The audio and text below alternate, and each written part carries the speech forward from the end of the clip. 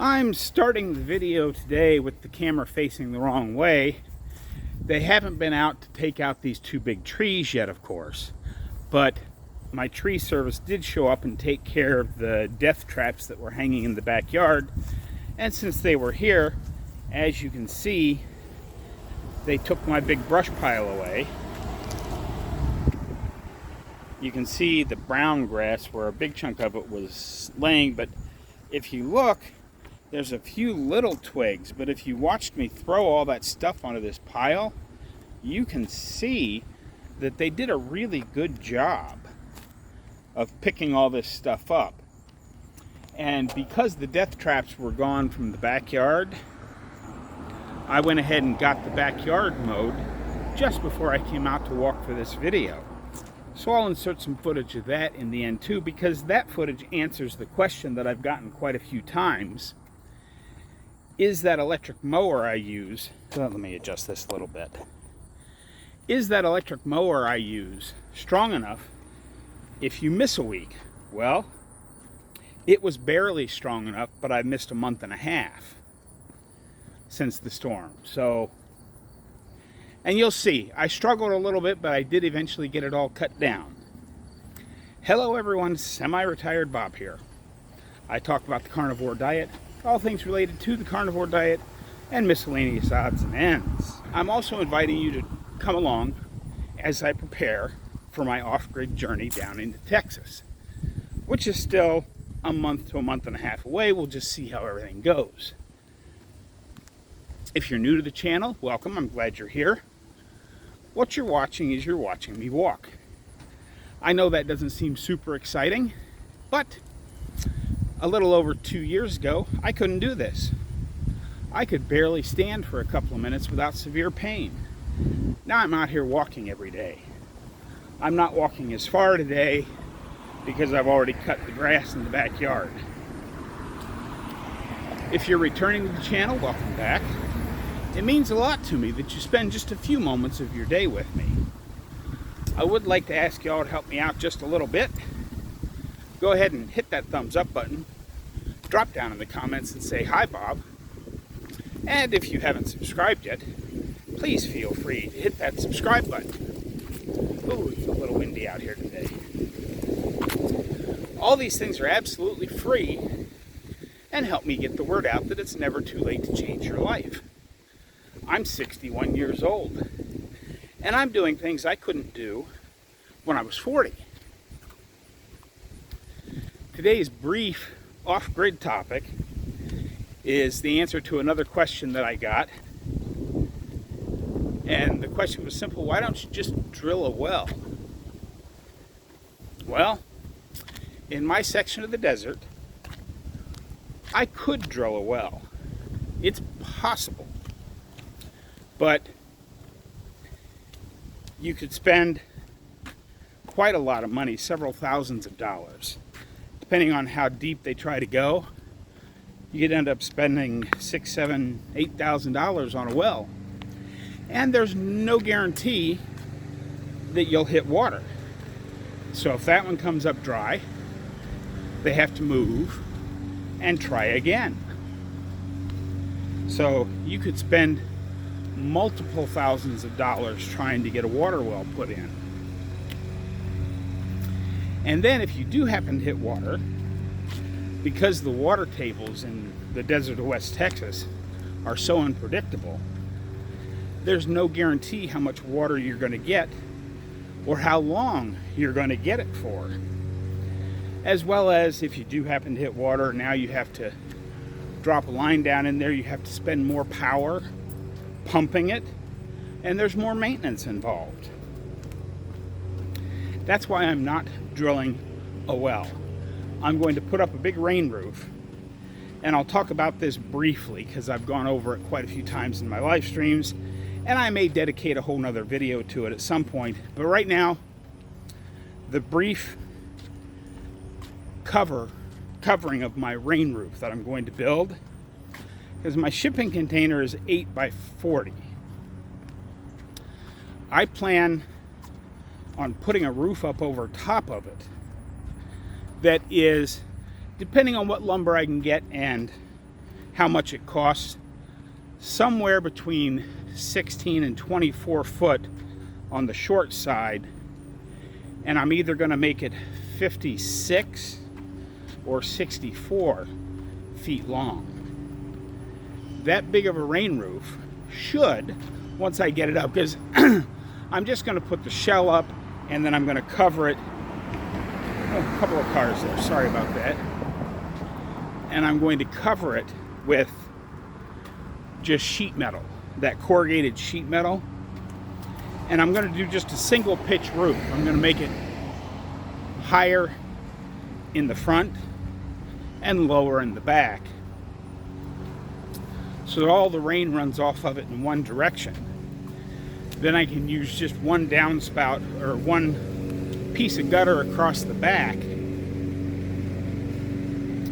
and that will run down into my tanks. Whether I end up with a 2,500 to 3,000 gallon poly tank or a series of IBC totes, eventually I want to dig a couple of 3,000 gallon underground cisterns for more storage, and I want to have a pond.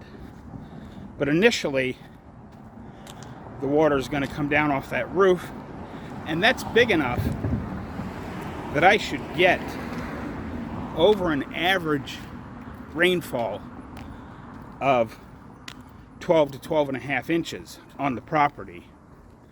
I should be able to collect between 4,000 and 5,000 gallons of water out of each rainy season, which will be plenty. And I'm planning over the first few years, as I build up, I won't use that much because I'm not going to start watering a garden and watering animals the first couple of years I'm down there, because I'll be coming back to Omaha for the miniature golf course in the summertime. Plus, I won't be to the point where I'll have air conditioning in the shipping container for a couple of years. So those are some of the long-term plans that I have. But that's why I'm not going to drill a well when I get down there, because it's just so unpredictable and can cost so much money. If I build the big rain roof, yes, it's going to cost me somewhere between, depending on the current prices, somewhere between $3,000 and $5,000 to build that big of a rain roof. But I know I will get water off of that rain roof every year. I don't have to spend that money on the roof and hope that I get a little bit of water out of it. Don't forget, folks, today is Saturday. It's time for weekly wins. Of course, my weekly win is pretty obvious. The tree service got here yesterday. They're coming back to do the front yard, to take down those two big trees, but they got the backyard taken care of so I can safely go out there. And while they were here, they went ahead and picked up my big brush pile. So my weekly win is I got to cut the grass in the backyard. And you might say, well, what's such a win about getting to cut the grass? Remember, a little over 2 years ago, I couldn't even stand for a couple of minutes without severe pain. The carnivore diet and me getting in intentional movement, walking every day for 2 years, has made this possible. I can do things now where a little over 2 years ago I couldn't. I'm going to go ahead and insert the footage from me cutting the grass out back. We'll play a little music and I'll talk to you when that's done. Cue the music.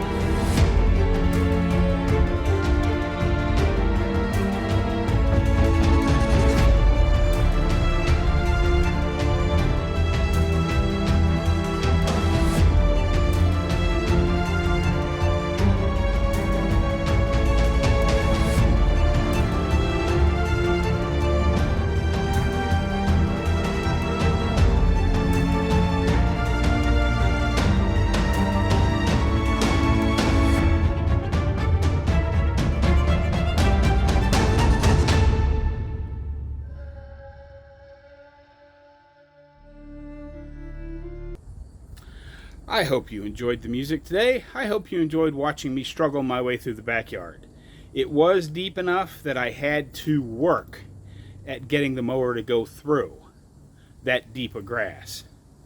So if your grass gets that long every week, you might consider getting one of those old trusty gasoline mowers. But for my purposes, because the electric mower was so much lighter back when I first started trying to cut the grass right after my heart surgery, found out I couldn't do it, but now I can. But it's so much easier. I don't have to go to the store to buy gas. I don't have to go buy oil. It's all electric. All I have to do is charge the battery in the house, plug it in, and go mow. And normally I get both the front and the backyard done with one battery. But don't forget to drop down in the comments, tell me what your weekly win is this week, because it's Saturday.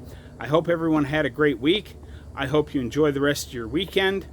Don't forget, get out there, be 1% better. Today, tomorrow, every day.